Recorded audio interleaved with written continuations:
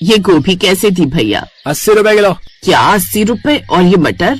ये 120 रुपए किलो है। बाप रे, सब्जियां बेचने बैठे हो या सोना? इतना महंगा? अब माँ जी गाँव के खेतों से शहर की मंडी तक आते आते तो दाम बढ़ ही जाते हैं ना। अच्छा ठीक है, एक काम कर, हर सब्जी को पाव पाव भर तोल दे। कुछ देर बाद सब्जियां लेकर रमोला बड़बड़ाते हुए घर आ जाती है। आग लगे इन सब्जियों को, ये तो दिन पर दिन इनके दाम तो आसमान छू रही हैं। अंजलि बहू, ओ बहू, जरा पानी तो पिला दे, प्यास के मारे गला सूखा जा रहा है। रमोला की बहू उसके लिए पानी लेकर आती है। पानी पीने के बाद, ये ले सब्जियां, और सुन थोड़ा कम कम बनाया कर, बड़ी महंगी हो गई हैं। जी माँ जी। तभी अंजलि के दोनों बच्चे बाहर से खेल कर आते हैं। मम्मी, आपको पता है रोशनी आंटी के घर से पिज्जा की खुशबू आ रही है। मम्मी, हमारा भी बड़ा मन है खाने का। नहीं, पिज्जा अच्छी चीज नहीं होती। अब मैंने खाना बना दिया है, मैं अभी लगा देती हूँ। दाल रोटी बनाई है तुमने बहू? हाँ माँ जी, वो दरअसल घर में कोई सब्जी नहीं थी ना, और आपके आने के बाद अगर मैं खाना बनाती तो देर हो जाती, इसीलिए मैंने दाल रोटी ही बना ली। आप इसके साथ अचार ले सकती हैं। नहीं नहीं, रहने दे।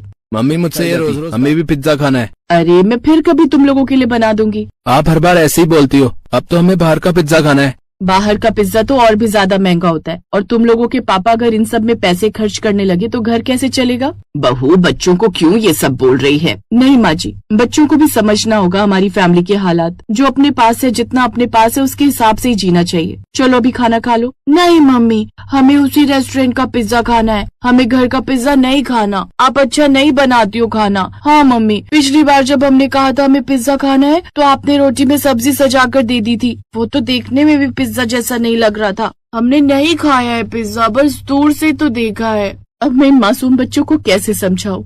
अच्छा बच्चों, तुमने कभी पिज्जा नहीं खाया तो तुम्हें कैसे पता पिज्जा कैसा लगता है? अरे वो बस बाहर से देखने में सुंदर होता है, खाने में तो बहुत गंदा लगता है। फिर भी तुम कहते हो तो मैं एक दिन लाकर तुम्हें खिलाऊंगी, फिर तुम्हारे पेट में दर्द होगा तो मत कहना। अंजलि ने बच्चों को बहला फुसलाकर खाना खिलाया और फिर बच्चे सोने चले गए। बच्चों के सोने के बाद राजीव काम से घर लौटा। अंजलि, बच्चे सो गए क्या? हाँ, आप हाथ मुँह धो लीजिए, मैं खाना लगा देती हूँ। ठीक है, क्या बनाया आज खाने में? खाने में तो बस दाल और रोटी बनाई है, सब्जियां थी नहीं, सोचा दाल रोटी बना दूं। फिर माँ जी ने बाद में सब्जियां ला कर दी हैं, कल सब्जी बना दूंगी। हाँ, कोई करे तो क्या करे, सब चीजों में महंगाई इतनी बढ़ गई है कि घर चलाना मुश्किल हो रहा है। सब्जियों के दाम भी आसमान छू रहे हैं, बच्चों के स्कूल की फीस भी अब कम नहीं रही। इतना सब कुछ मैनेज कर पाना बहुत मुश्किल है। और ऊपर से बच्चों की कुछ इच्छा होती है तो हम उसे पूरी भी नहीं कर पाते। जैसे आज बच्चों ने पिज्जा खाने को कहा था, मैंने जैसे तैसे बहला फुसलाकर उन्हें खाना खिलाया। ऐसे कब तक चलेगा?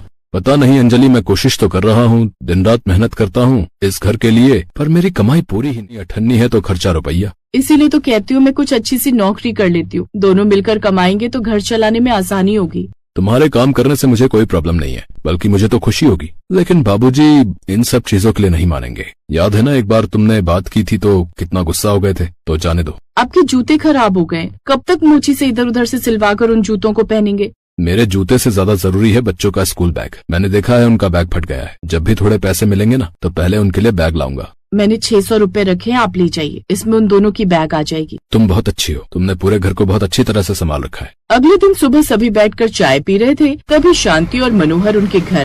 अरे जीजी प्रणाम, कैसी हो जीजी? जीजा जी आपको भी हमारा प्रणाम। ठीक है, हम खुश रहो खुश रहो। अरे भैया भाभी, बड़े दिनों बाद मेरी याद आई। आओ आओ, बैठो बैठो। और बताओ, घर में सब ठीक ठाक है ना?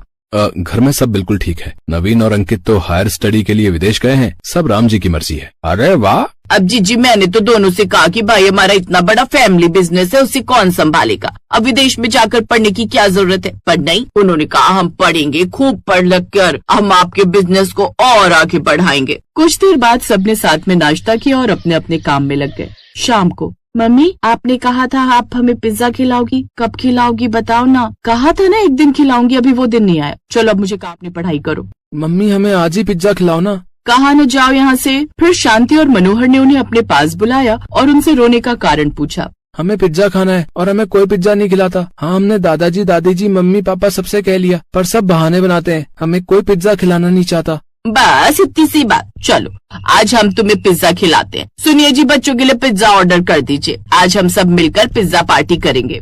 हाँ, अभी कह देता हूँ। थोड़ी देर में पिज्जा आ गया, सब लोग आ गए। पिज्जा देखते ही अंजलि के ससुर गजपाल शर्मा गुस्से से लाल हो गए। ये पिज्जा यहाँ किसने मंगवाया है? बच्चों को पिज्जा खाने का बड़ा मन था। आप लोग तो उन्हें पिज्जा खिला नहीं रहे थे, तो मैंने सोचा क्यों ना मैं ही इनकी ख्वाहिश पूरी कर दूं, इसीलिए मैंने पिज्जा मंगाया। अब जब पिज्जा आ गया है तो खाने दीजिए ना बच्चों को।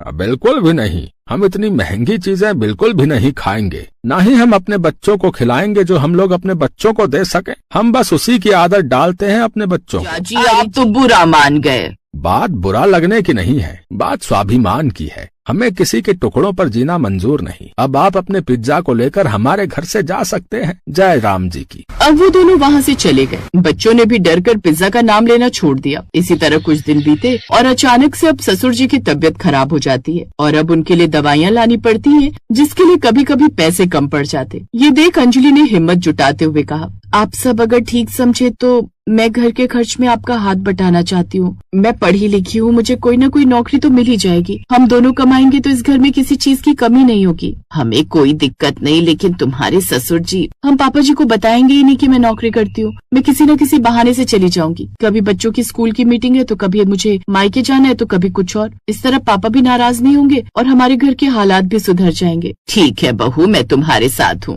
कुछ दिनों बाद उसे एक अच्छी नौकरी मिल जाती है और अब घर खर्च चलाने में काफी मदद हो जाती है। फिर एक दिन, गजपाल, अब तू कैसा है? बस मेरे बेटे ने दवा पानी करके बचा लिया, समझो। तू ना बड़ा भाग्यशाली है। तेरी बहू लाखों में एक है जो घर भी संभालती है, बच्चे भी, और बाहर नौकरी करके अपने पति का घर के खर्च में हाथ भी बटाती है। मेरी बहू नौकरी करती है, ये तुम्हें किसने कहा? हमारे घर की बहू बेटियां बाहर नहीं निकलती। अरे ये सब पुरानी सोच छोड़ दे। अब तू घर खर्चे में हाथ बटा रही है और सम्मान भी करती है। एक मेरी बहू को देख, नौकरी करती है तो ऐसे दिखाती है जैसे सबके ऊपर एहसान कर रही हो।